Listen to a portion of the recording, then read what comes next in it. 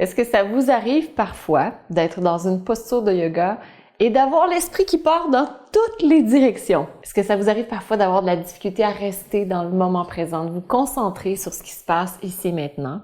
Puis est-ce que parfois même vous avez une frustration par rapport à ça? Donc, en plus de ne pas être dans le moment présent, ça crée une frustration, une colère, vous dites « Ah, je suis pas compétent, je suis pas capable ». On va voir aujourd'hui des solutions pour pouvoir rester dans le moment présent lorsque vous faites votre posture de yoga, mais aussi lorsque vous êtes dans votre vie.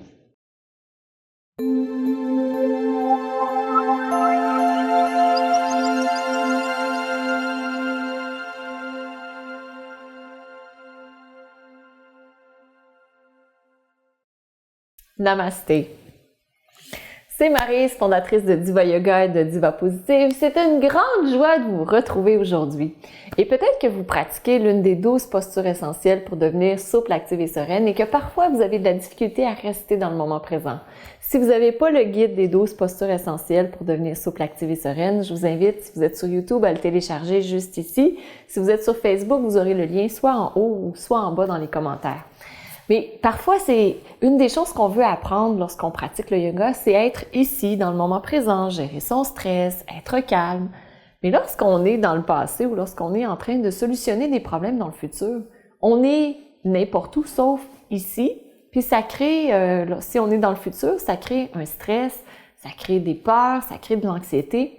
Donc, comment faire pour pouvoir rester ici dans le moment présent? On a reçu une belle question de Nadine aujourd'hui. Nadine écrit « Mon problème le plus important est d'arriver à être et à rester dans le moment présent.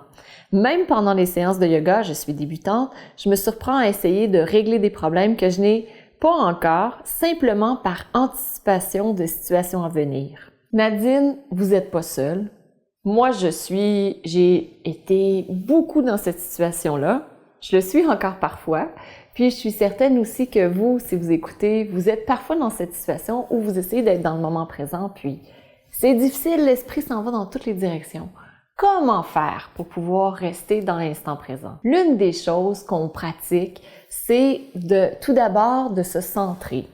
Lorsque vous faites la centration, lorsque vous arrivez à votre pratique de yoga, lorsque vous prenez le temps d'arriver ici maintenant, d'être en contact avec votre respiration, vous arrivez dans l'instant présent et par la suite, lorsque vous faites les postures, c'est plus facile de rester dans l'instant présent.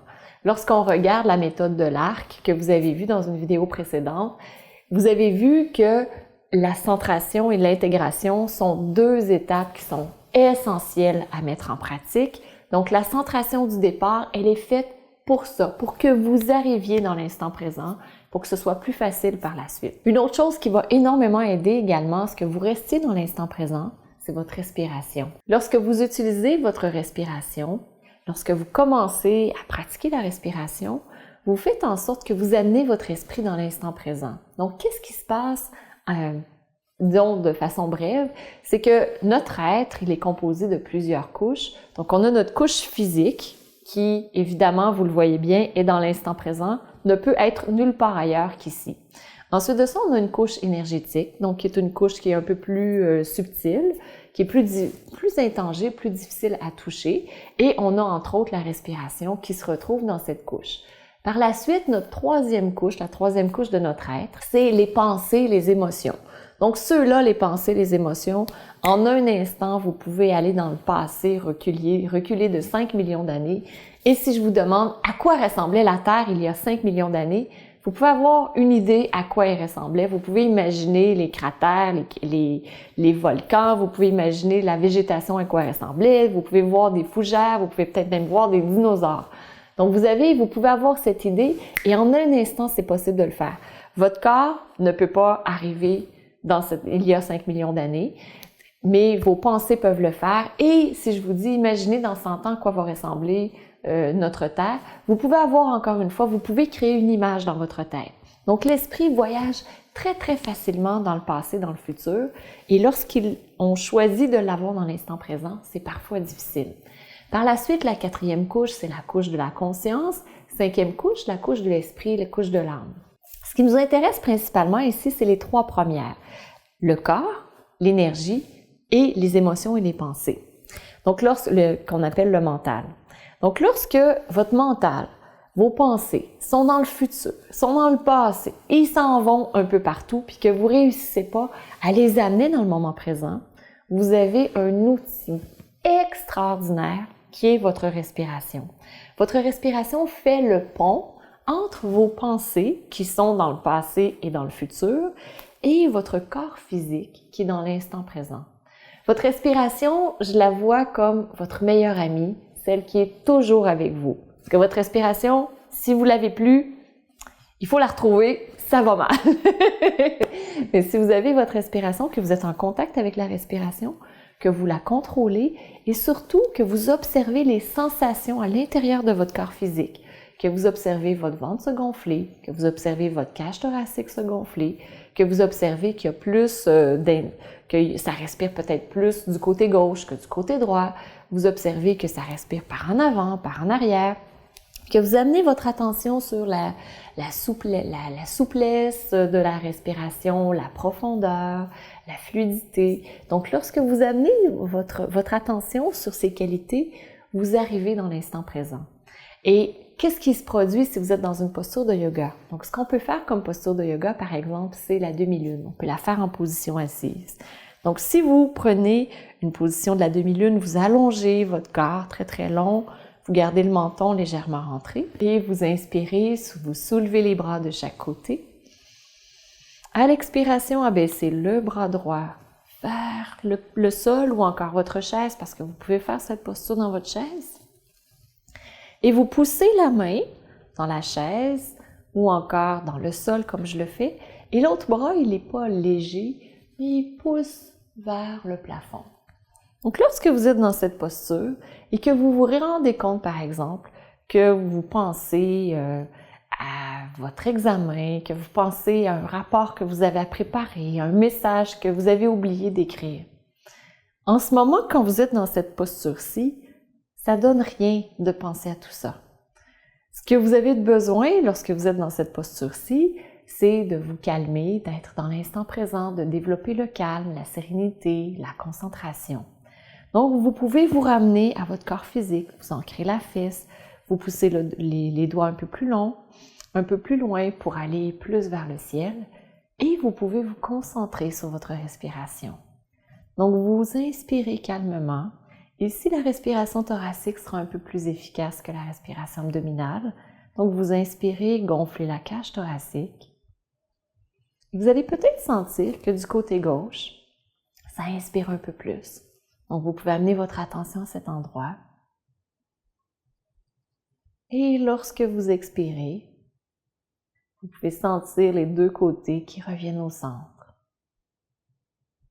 Et plus vous amenez votre attention sur votre respiration, plus vous allez être dans l'instant présent, plus vous allez être en contact avec les sensations physiques et beaucoup de subtilité dans votre corps. Et c'est un peu comme si un monde magique s'ouvre à ce moment-là. Vous ouvrez une porte et tout un nouveau monde apparaît. Vous pouvez respirer une respiration de plus ici. Et par la suite, vous inspirez. Et vous expirez, vous redescendez votre bras.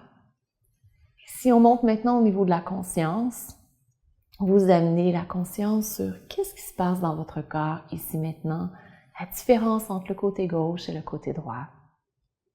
Vous allez peut-être sentir que justement, ce côté gauche est un peu plus long. Il respire un peu plus, il y a plus de respiration, plus de fluidité de ce côté. Et par la suite, vous pourrez faire l'autre côté pour équilibrer. Et ce que j'ai envie de partager avec vous, juste pour conclure, lorsque nos pensées s'en vont dans toutes les directions comme ça, on se dit, je voudrais être capable de le faire tout de suite, ici, maintenant, que plus jamais je m'en vais ailleurs que dans l'instant présent. Mais c'est une pratique. Chaque fois que vous vous rendez compte que votre esprit s'en va ailleurs, vous vous ramenez dans l'instant présent avec beaucoup de bonté, beaucoup de bienveillance, beaucoup de cœur, d'amour envers vous-même et vous recommencez. Vous recommencez encore, vous recommencez encore. Et vous pouvez appliquer par la suite la même chose pour votre vie où vous êtes dans un état de pratique. Donc, lorsque vous ne réussissez pas ce que vous vouliez faire, vous dites avec beaucoup de bienveillance, je suis en train de me pratiquer. Je me pratique pour la prochaine fois et vous allez voir, ça va changer complètement la façon dont vous pratiquez sur le tapis de yoga, mais aussi la façon dont vous êtes dans votre vie. Et ça, j'ai beaucoup de divas positives qui m'en ont fait part. Donc voilà, c'était la vidéo aujourd'hui. Comment faire pour rester dans l'instant présent? Vous avez appris avec la respiration comment vous pouvez le faire, comment c'est important, comment peut-être même avec le temps, ça devient de plus en plus facile. Donnez-vous le temps, donnez-vous la chance d'explorer, donnez-vous la chance également de revenir encore et encore à votre respiration. Donc, je vous invite à faire maintenant l'autre côté pour pouvoir équilibrer les énergies, vos énergies. Et aussi, si vous ne l'avez pas, téléchargez le guide des 12 postures essentielles pour devenir souple, active et sereine pour pouvoir vous aider à avancer dans votre pratique de yoga.